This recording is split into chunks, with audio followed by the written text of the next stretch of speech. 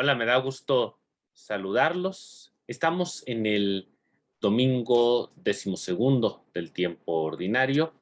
En el segundo domingo, además, después de haber concluido el tiempo de la Pascua con la solemnidad de Pentecostés, hace 8 días, que es el domingo siempre posterior a Pentecostés, celebrábamos a la Santísima Trinidad. Y el día de hoy la palabra de Dios quiere ser bastante ilustrativa, nos quiere dar pautas. De hecho, el tiempo ordinario siempre se configurará como este tiempo amplio, van a ser 34 semanas en total, durante las cuales nos permite la palabra de Dios profundizar cada vez más en las implicaciones concretas de lo que de una manera condensada hemos estado celebrando durante el tiempo de la Pascua. Muy claro ejemplo de esto es lo que nos presenta la palabra de Dios, que hace eco de lo que hemos estado precisamente celebrando. El texto de la primera lectura que nos habla del profeta Zacarías, que habla de aquel al que traspasaron, mirarán a quien traspasaron. Y ese día brotará una fuente de agua que purificará de sus pecados e inmundicias el pueblo de Dios. Nos querría remitir inmediatamente a Jesús, que en la cruz, dice San Juan, entregó el Espíritu. Y de su costado traspasado brotó sangre y agua. De su costado entrega, pues, la fuente de los sacramentos, bautismo y Eucaristía, simbolizados en esa agua y esa sangre, su Espíritu que nos es dado por el bautismo y con la Eucaristía.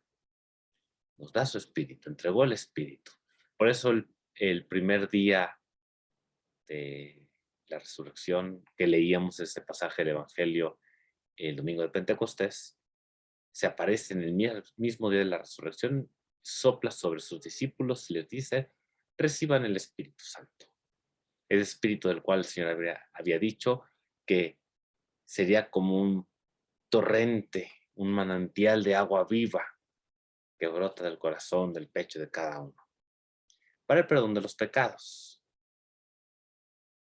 Reciban el Espíritu Santo, a quienes les perdonen los pecados, les quedarán perdonados.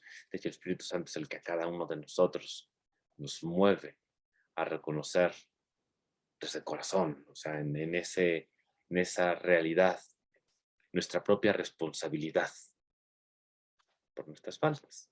Pero que entonces también nos mueve al arrepentimiento, a acercarnos a Dios, a reconocerlo como el Padre que tanto nos amó, que nos envió a su único Hijo, a recordarnos lo que el Señor Jesús nos había dicho, para que ese arrepentimiento se transforme en perdón de Dios, en ese torrente, pues, que limpia nuestros pecados.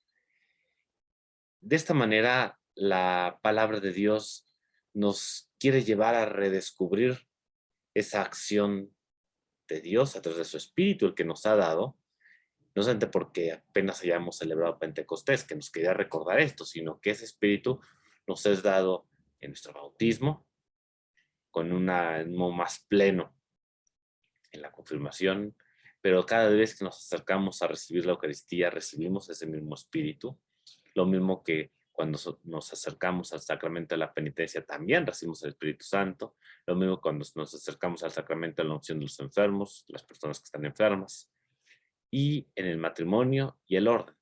En todos estos sacramentos, en todos, Dios nos da su Espíritu.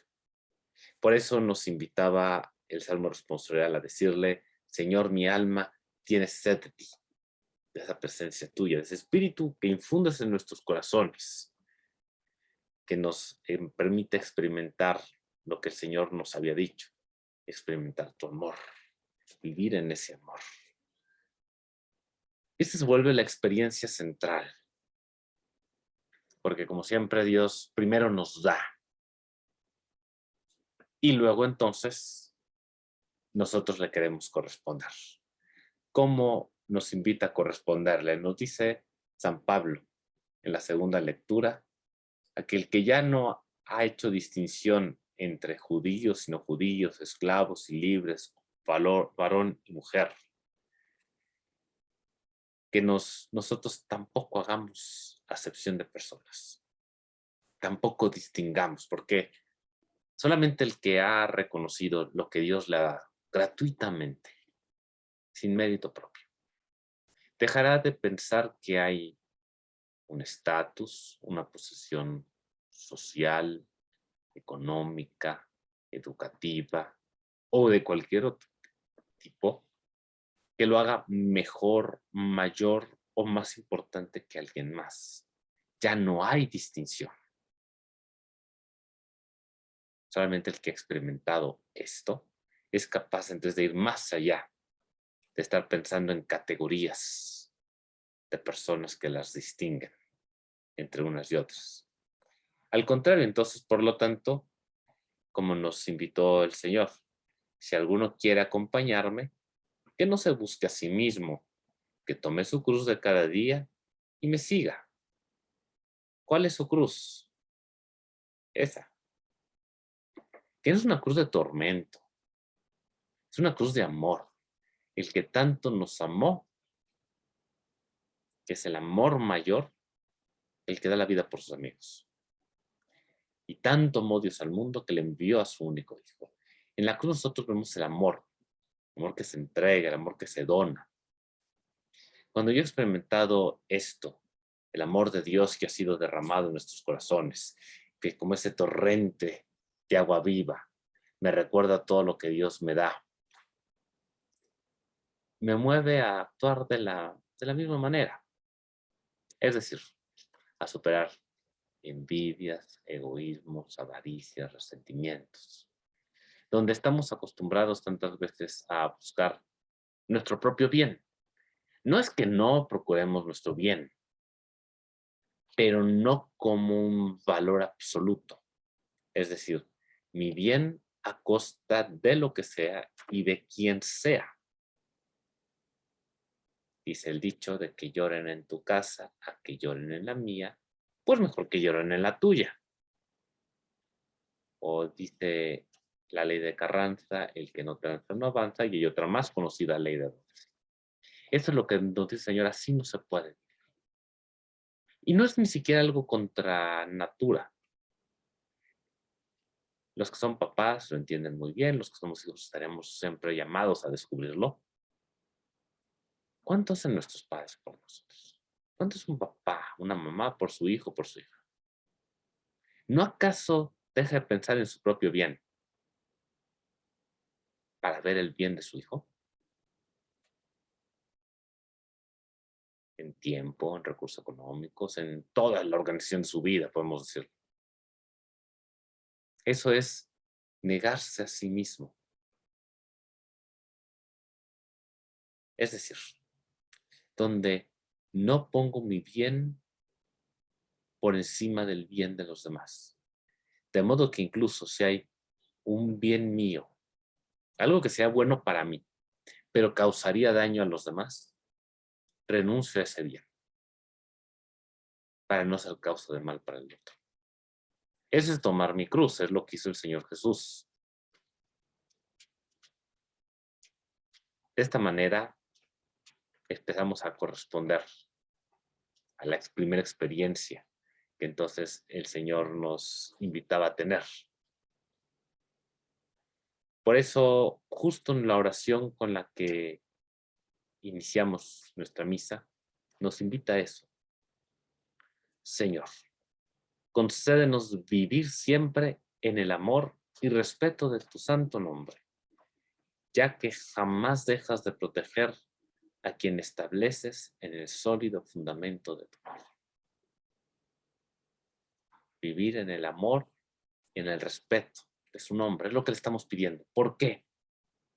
Porque nunca dejas de proteger a quienes estableces en el sólido fundamento de tu palabra. Esa es la motivación. El Espíritu Santo nos lo ha dado. Su amor ha sido derramado en nuestros corazones por medio de él.